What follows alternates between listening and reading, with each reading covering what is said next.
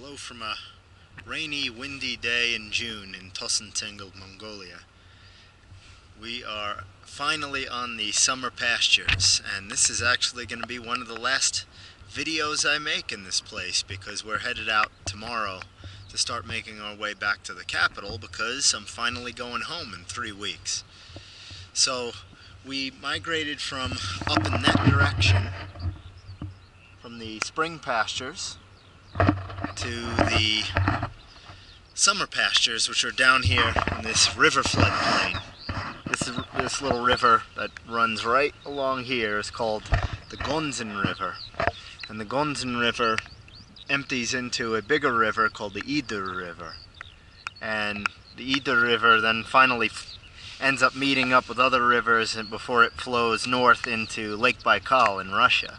So this is where one of the tributary rivers of it, and as you can see by the layout of the land here, it's very flat, very green, very wet, and families are really close together.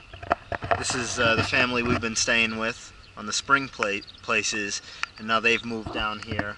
It's about 20 kilometers from the spring place, and they've set up right in this area.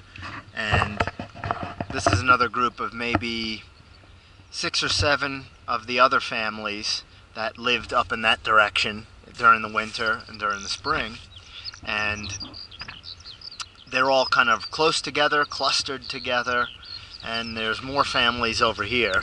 And you can see in the distance there are tons and tons and tons of sheep and goats and cows out there. But that's the last family in this area, and then all along this river running east and west, there are tons of families mixed in from different places. So that area is the beginning of another Sum of Mongolia called Tilman Sum, and there are families from that Sum in that area. And then we start the Tosontsengel families over here, and they run all along the river until as far as the eye can see. There are dots of clusters of families that are all within a few hundred meters of each other. So the summer pastures in Mongolia are a lot more relaxed.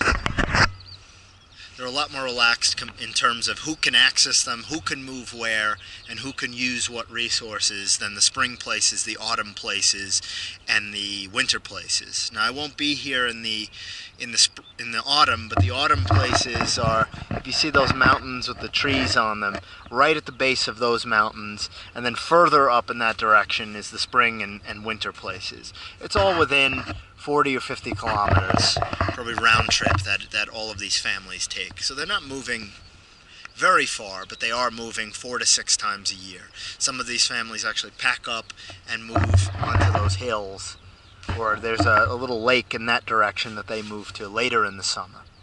But this is the only time when you read like descriptions of Mongolia and things like that where you hear that, oh, you can drive from one end of the country to the other and there are no fences and there are no boundaries and you can move and go wherever you want. That's not really true at all, at least based on my experience.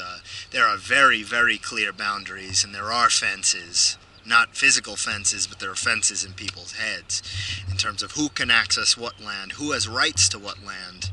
Sometimes that's government mandated, and sometimes that's ancestral and traditional. On the summer places, it's not really true at all. Their animals have survived the winter, and now things are kind of relaxed. And luckily, the last couple of days, we've been getting a decent amount of rain in this area. It's actually pretty dry in the spring and summer here. And if you don't get in the early part of the late part of the spring and early part of the summer, if you don't get a lot of rain, that affects plant growth and the conditions that you can expect the following winter. So if we get a lot of rain now, we get a lot of growth now, not just here, but up in the winter places as well. So you're getting the stuff you're going to use to make hay to feed your animals during the winter, and also the stuff that you're going to be depending on for your animals to graze on throughout the winter up in the hills where we were. So people were kind of worried that the conditions are kind of dry this year, and that's going to affect in the really short growing season. I'm talking a couple of weeks to maybe 2 months tops. A really short growing season, that there wasn't going to be enough plant growth for that season.